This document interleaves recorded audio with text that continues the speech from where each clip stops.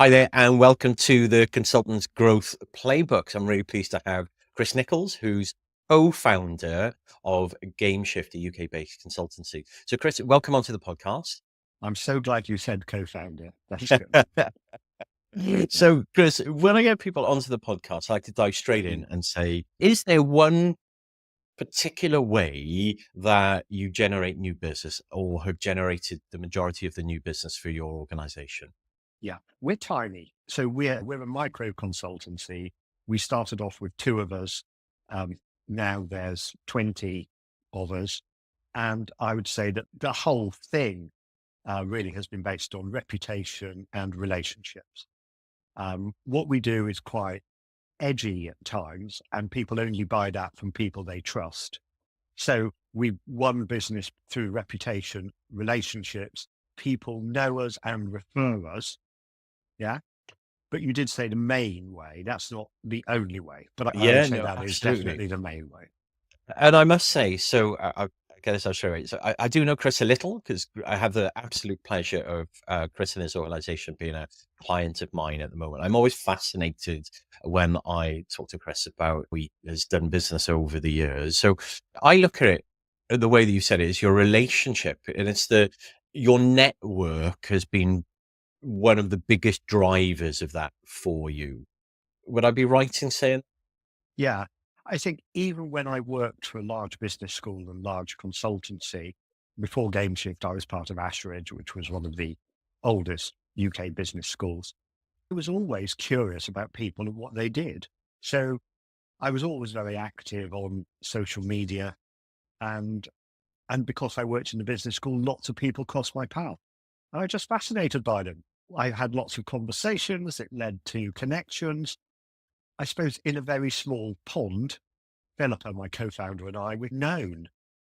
It's a small pond in which to be famous, but it is our pond. So that helps. I think that's what I mean by relationships and network. And I do have quite a large network. Some people I think would say they know me, they know us quite well. And some people are much further away and might interact with us once every year or two. But I think it's all still useful. Oh, fantastic. So just to kind of position where you are. So obviously Mm. co-founder again. Congratulations, because I believe you've just won the Times Best UK Consultancies list again fairly Yeah, recently.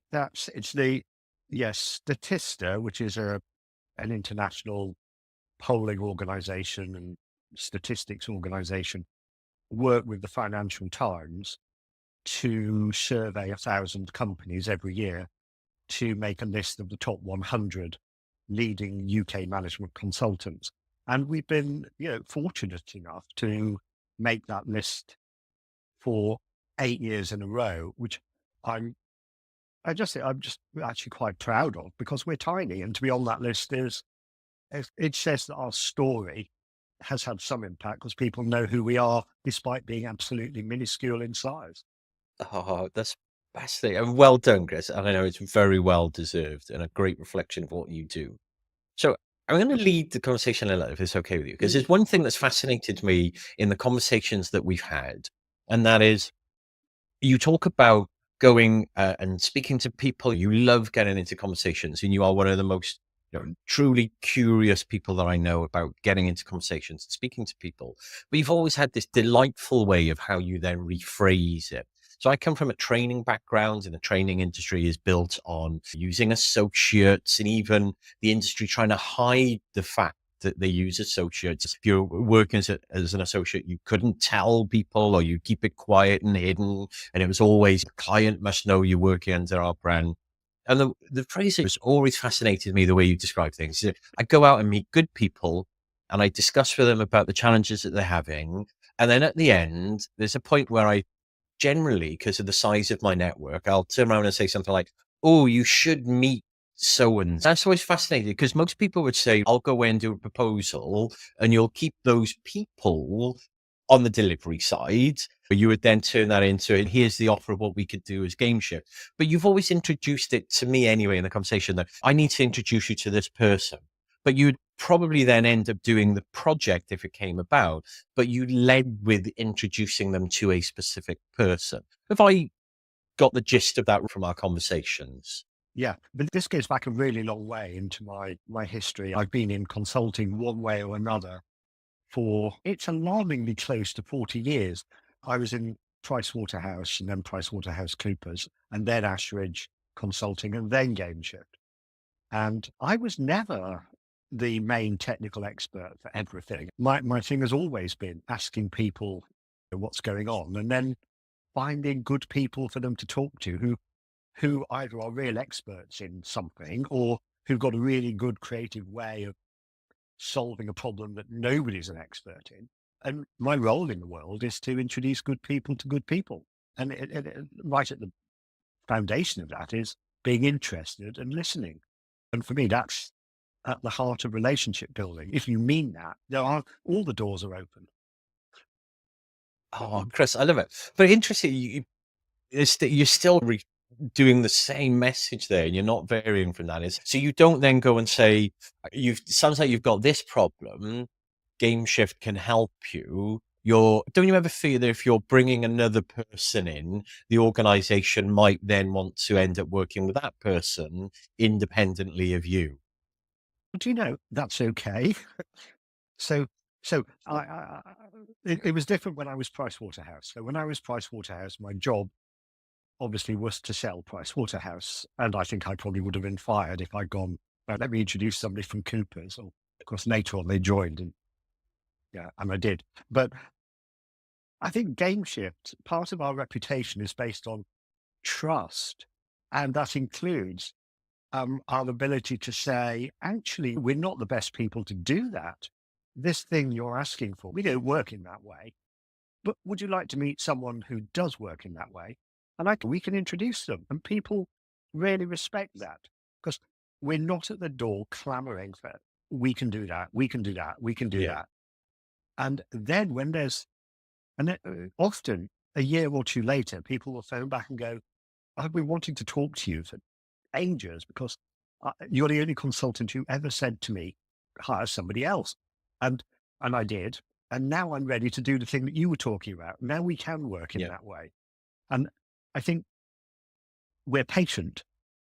We don't have marble palaces on the high street and a fleet of luxury yachts to service.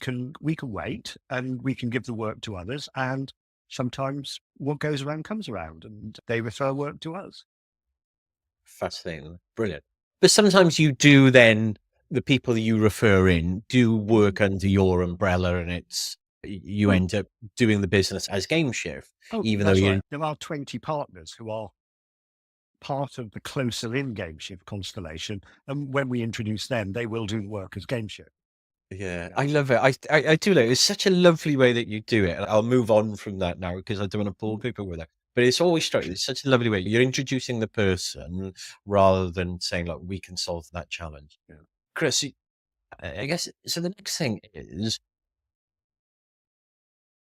you've grown through your network. What are some of the challenges that you've faced? Some of the mistakes that you've made that you took your biggest learnings from? Because I'm an educator at heart, I'm going to say I don't actually think it's mistakes. I think it's Yeah. experiments that have had results. And sometimes the results have been delightful, and sometimes the results have been surprising or painful. I don't think they're actually mistakes because we just tried stuff. Often Yeah. we've no idea what the outcome's going to be. We've tried it and, oh, that's happened. And oh, that cost a lot and didn't go anywhere or whatever it is. So things I've learned from, I had this fantasy when we started GameShift that if we just got experienced, good people who were already existing practitioners there, I thought everybody would work a bit like I do. And we would just talk together and they'd all go out and tell the story and work would just flow in because they'd all be great at doing this business development. Not a clue. In general, I found a lot of consultants are not good at this at all. They're really good at selling from a lead, but not very good at doing the curiosity driven relationship stuff. And that's been a surprise, but it's also become a differentiator because there's a smaller group of people doing that. Yeah. So if you're watching this podcast, no need to do it in a hurry. Well, we haven't even talked about what your little pond is. You said you play in a small pond. So, are you happy to share that? Now you've just said what you Yeah. just said. Yeah. We're partners mostly to executive teams who are facing times of systems change and systems challenge. Now, to some extent, you could say that's everybody, isn't it? Because we're all on this planet and look, climate crisis, etc. But the sectors we tend to do most in are right now the food system, the health system in its broadest sense, and higher education, universities. And these are all systems in distress, systems with financial pressures, systems where there's a massive political, demographic, technological impact. The health service just cannot survive by working harder and spending more money. There isn't the money and there aren't any more hours.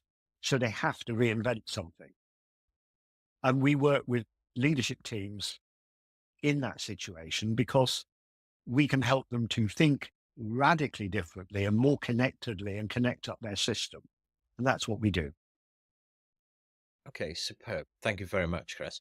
Mm. I want to just jump back to what you said. Yeah. So before that, about most consultants not being very good at business development.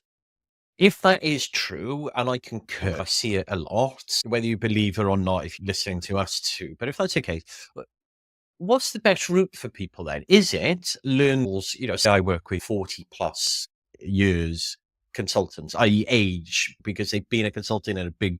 corporation or coming out of corporate and wanting to be a consultant. So you're over 40, you're not very good at business development. Would it be better to learn the skills or partner with someone else like you that has the skills? What would you recommend? I think lots of consultants are actually quite good at the selling their own thing when it gets to the point of, oh, I can see that's what this client wants. Let me sell them it. So it's not give me a proposal to write. I can write it. It's the earlier stage that I find people less good at, the starting from cold, finding where there might be half an opportunity and bringing it to the stage we just talked about. I'd say two things about it, really. One is don't think of it as selling. It's about relationships. If you can coach, frankly, if you can coach, you can sell. If you can coach, you can develop business. If you can listen and have relationships with people you don't know in the pub. I can't do that. I'm rubbish at that. But if you can do that, you can do this. It's about relationships. I think there's a switch that gets flipped where people go, oh, it's selling. Selling's bad. I can't do it. No, you're helping people to solve a problem. You're helping people to find a solution to something that's worrying them. So that would be one piece of advice. Don't think of it as selling. Think of it as relationship building and creating a better world.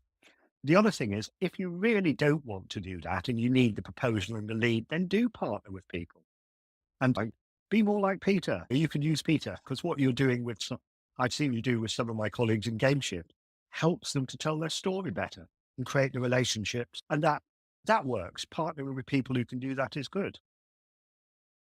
Oh, thanks, Chris. I wasn't asking for an advert, so that wasn't the point, but brilliant. Thank you so much.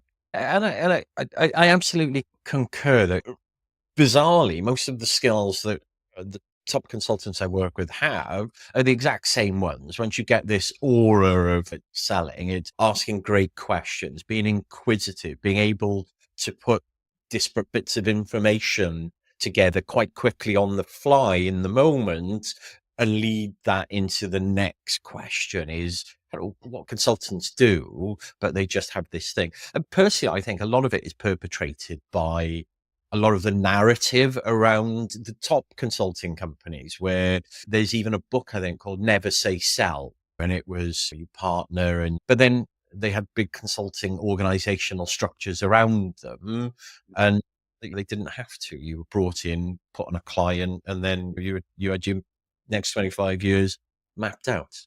Um, so what makes you different then, Chris? Why have you let me ask it a different way, if that's okay. Do you have a system? Do you approach your network systematically, or how do you manage to be so effective with your network? I don't know if objectively if somebody came and audited how I work with my network, if I'm any good at all in that sense. I, I don't have a system. I'm just genuinely interested in people, get loads of people connecting with me every week. I start genuine conversations with them about stuff. And some of it leads to opportunities where I go, oh, I've done it today. I've introduced 2 people to a couple of people. Neither of those are game shift. One was an academic in a university and one was a monk. It, I'm not doing this entirely to make a buck, but some of it does need to work for people in my game shift constellation, and that's also brilliant. Yeah. Oh, fascinating. But you must have, you are very good at it, Chris, and I know, but it's that genuine curiosity that's everything.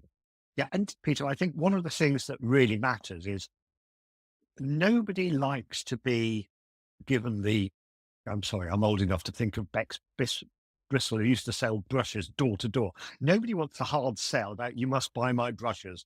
I'm not interested in you. I'm just interested in selling brushes. Nobody wants that. But if you're genuine and you're bringing something, you're interested in what's going on, and if you can help, and if not, you can refer them to someone else. If you can't do either of those, you're just interested in them. People know if you're genuine, and being genuine goes a long way in a Do you world where think, lots of stuff is fake. I was just about to say, do you think that's something that you can teach or develop skills in, or is it just inherent in your nature? I think you can definitely learn to fake it effectively. I've seen people do that. After all, people win Oscars for it. Actors act, and they're really believable, such that we go and we cry at the cinema. Yeah. But I think there are people who aren't just genuine about it, and that matters. So I think if you're genuinely interested in people and you're not using it in business development, if you're not using it to grow your connections, that's a shame because it's a missed opportunity because it's a golden thing. And you may never see it it may never strike you that you're selling. You might go, I'm just a really good coach, but I couldn't sell. Actually, you can. But it's not about, once upon a time, I used to sell advertising space for a living. Nobody in the world really wants that. It was a school of hard knocks sale, a school of learning to sell. I don't do that. I don't have to do that. I'll never have to do anything that hard again because now I just talk to people about things that really matter to them and they really want to buy it. So it's easy. Oh, brilliant. Chris, there's so many questions going through my mind. Yes, and so do you, like, your approach to the market and to business is relationship based, is conversational based, and getting to speak to good people constantly. How does that then work into what you provide? Do those conversations prove formative on then what you take to the market as your solution? Do you constantly change the solution that you take based on what people are telling you they need, or do you have fixed services? We have a simple focus, which I think is relatively unchanged. We have a complexity and systems view of the world, and we consult in that space. So we help people work with the difference between what's known and what's unknown, and how you can be an effective leadership team if you're innovating into the unknown and you want to help your colleagues, either your exec team or your whole organization, to work better in creating a solution where things aren't certain. That's all our work has something to do with that. How it turns up could vary all the time. So in some places it's coaching. In another place, it might be running a large event. In another place, it might be inventing a simulation to teach a whole level in an organization how to do something, how to explore something. So I think it's both, it's got a purpose and a center of gravity that's fairly constant, and like 1,000 flowers that are created as the need arises and the new needs crop up. Do you think, because I sensed that, I wasn't leading, but I sensed that.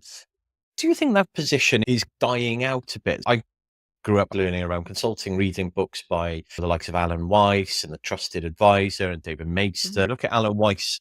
He was this typical expert consultant where he talks of he gets in front of a C-level exec, he asks the questions, he's very good at asking the questions to diagnose what the underlying problems are, the symptoms, the underlying problems.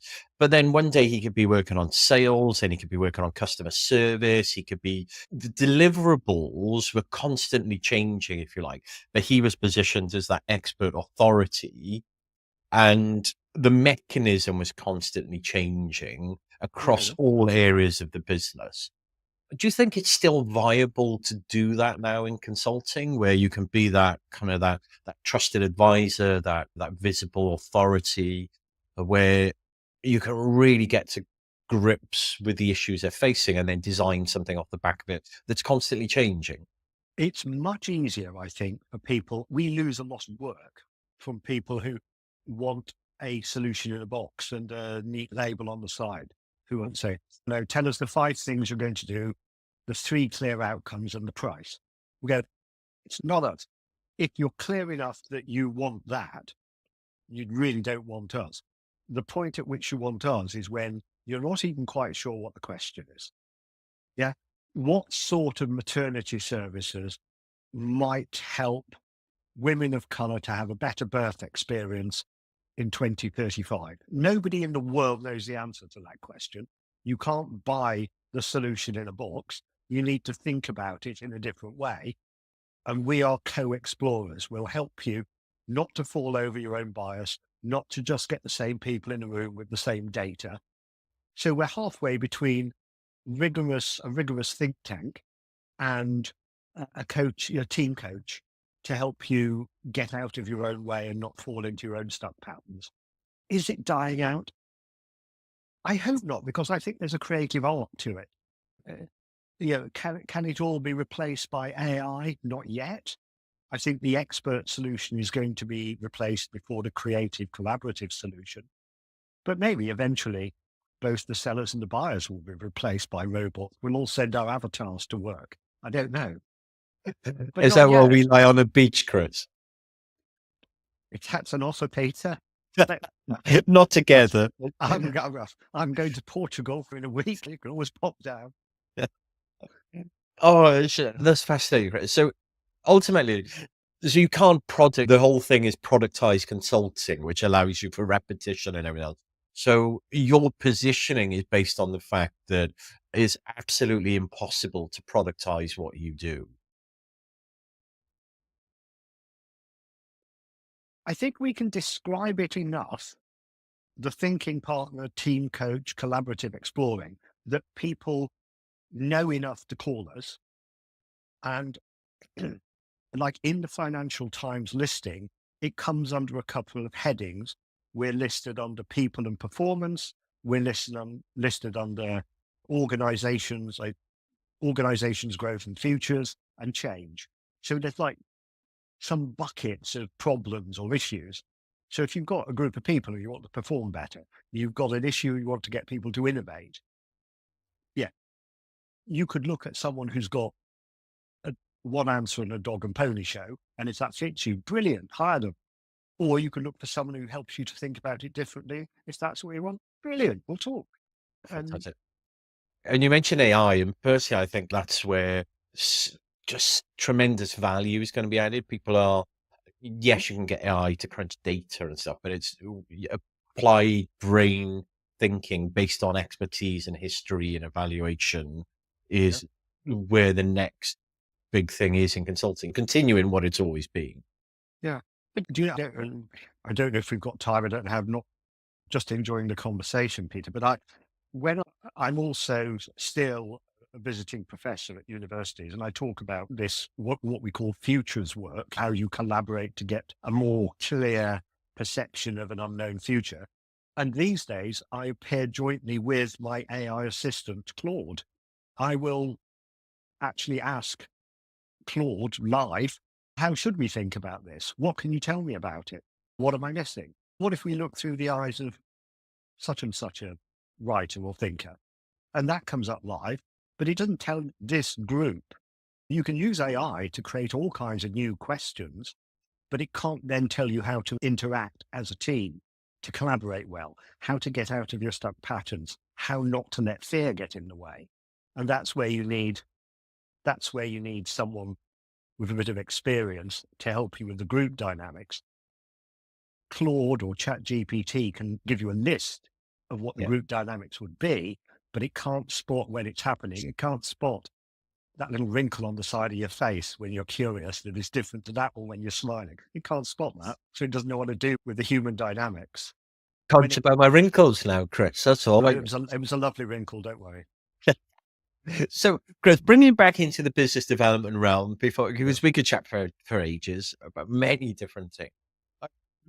You had the big organizational experience, like big infrastructure experience, if you like, and then went out and had a successful consulting business.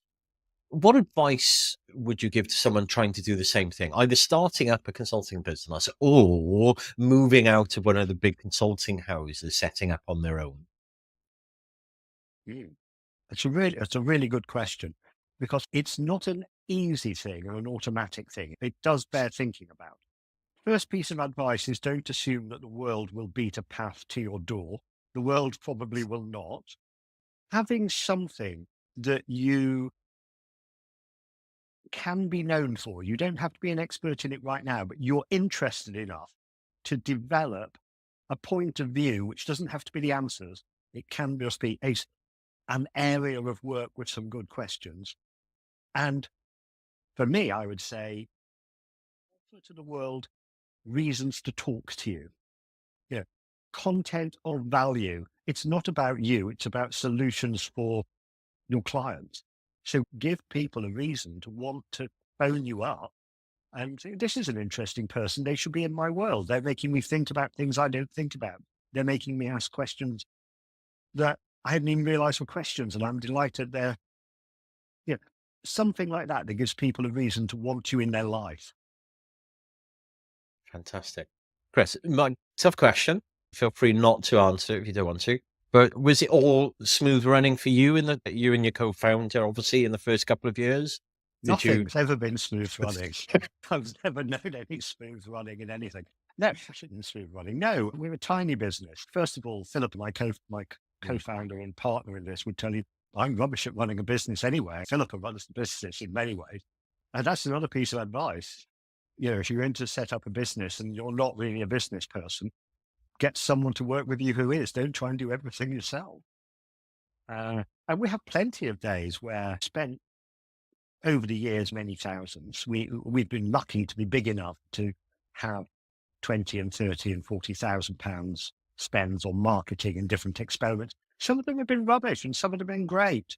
No, we've paid for people to build lists for us. We've paid for people to open their black books and introduce us. We've sponsored conferences, and you just never can tell what's going to work. And the main thing is, I think, is find ways of experimenting small and learning fast, because it lots of it will go wrong. Expect it to go wrong. So don't bet the whole farm on everything working. Expect some of it to go wrong and learn from it as quick as you can.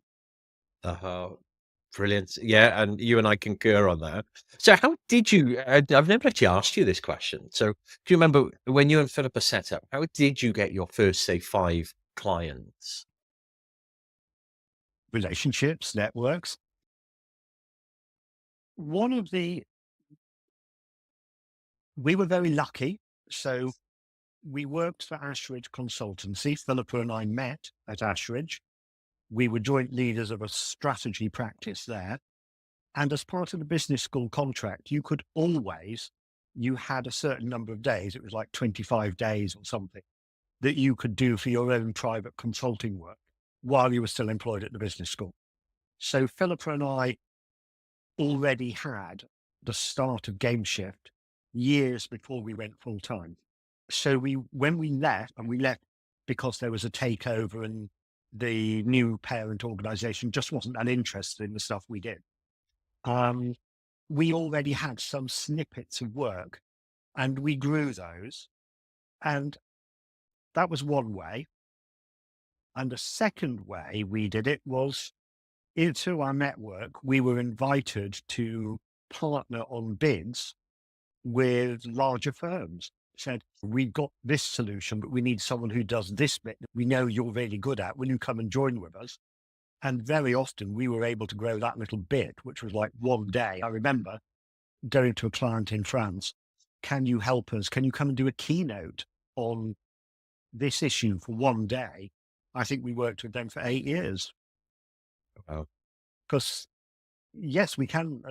We could do a keynote, but I'd just be interested. Oh, tell me more about why you want a keynote. What are you trying to do? Oh yeah, okay. Do you think a keynote will do that? Are there any other ways? Something that's got a bigger bang for your buck than a keynote? Oh, what about if we just play with getting people talking to each other differently instead of listening to someone on a stage? What if we don't have a stage? Yeah. What if we bring in some artists to work with the people? And we grew it. Instead of turning up for half an hour to do a keynote, we designed and facilitated a 400-person event. And then they asked us to do all their events like that in America and then in Europe and various other places, because it was a really juicy event that changed the way their company worked, changed the way they thought about connecting, and that they invented new stuff in the room because they met in a new way. Loads of experiences like that. Oh, that's amazing. So you never actually ended up delivering a keynote? One of the golden things in consulting is very often the client doesn't ask for the right thing. Yeah. There are people in the world who sell keynotes and they usually do it at a really high price. You can get tens of thousands of pounds if you're a rock star keynote speaker. So good luck to them.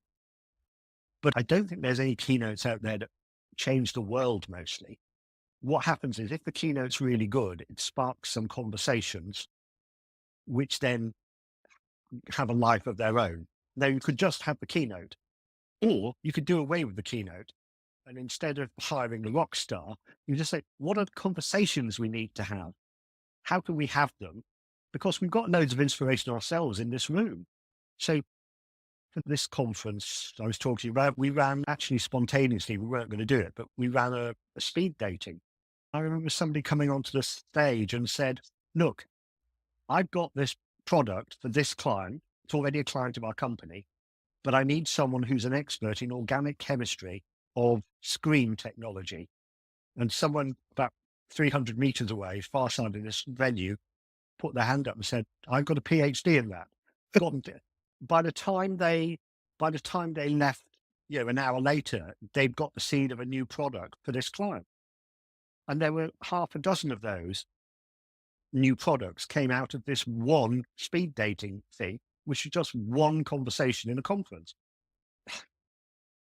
So what I love about that, Chris, is, and it's something that I work with my clients in, is so you met an express need, not with a position of falling in line and saying, yes, we can do that. You showed your status, your expertise by not straight away saying, no, we won't do that, but you questioned the motivation behind it.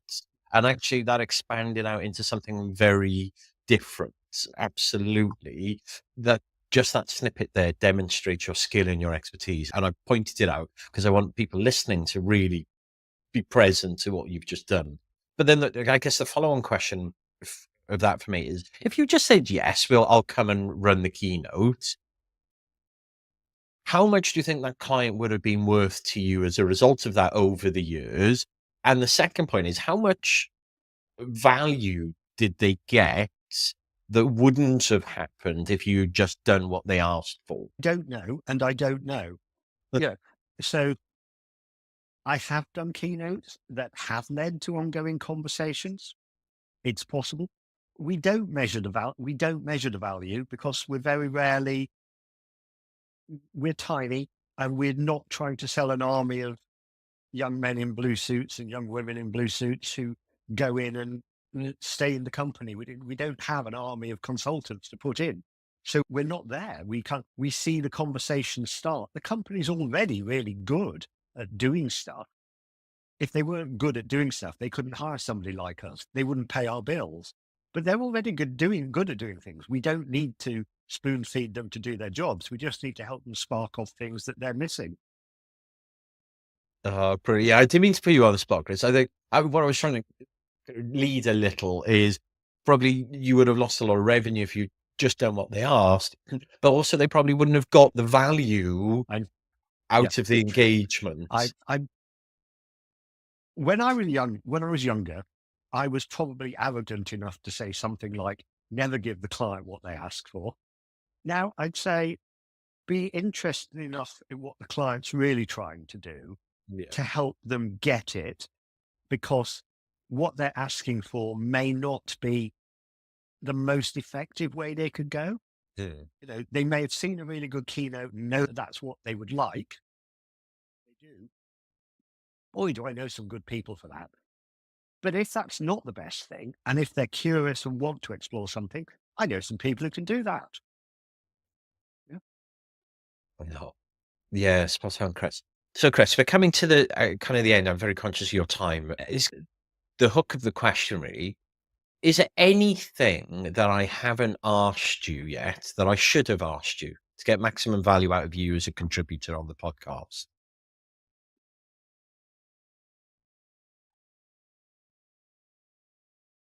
Again, I really don't know.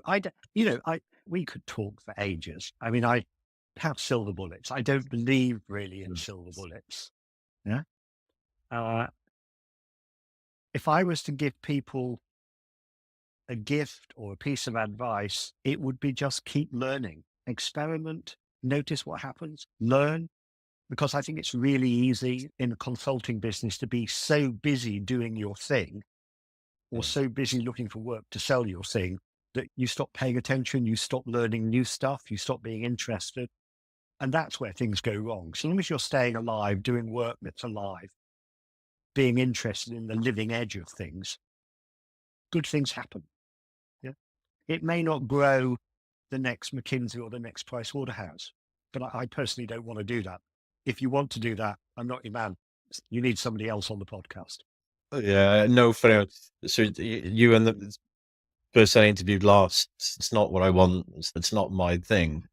And I know you said it in the caveat that I add to that, which is just expressing, pulling out that what you did say is keep learning, but implement as well, because you can't run the experiment if you don't implement. It's no good just learning if you're not putting it into practice. And No, I should have said, we haven't really talked about the academic side at all, but our practice in Game Shift is called action inquiry and action research, and it's called action for a reason. yeah, You have to do something. Yeah. You do something and you're really interested in what are the consequences. And we're interested in what are the tiny differences? What difference does it make? How can we improve the right and amplify the right differences? And how can we get rid of the experiments that go the wrong way and draw out of them the bits that are going the right way? Chris is brilliant. So, Chris, if people Yeah. want to find you after this podcast, either because they're an inquisitive soul, or they want to hire you, whichever way it is, where will they find you?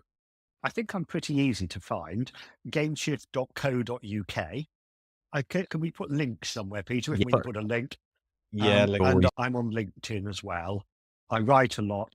GameShift, as well as being a consultancy, we're a public platform where we hold free pop-ups.